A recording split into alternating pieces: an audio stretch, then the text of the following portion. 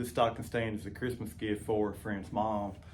I'm gonna let my wife make the call on for the stain color and for the vinyl. We're thinking Merry Christmas or stockings hung with care, something along that line. Christmas type saying.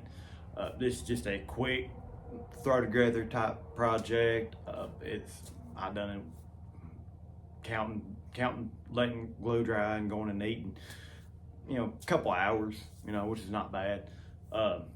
These were made out of whitewood that you'll find at your big box store. So really, it's already been planed and jointed. Really, all you gotta do is sand it, so that helps out a lot. I don't like using it a whole lot on smaller projects such as this.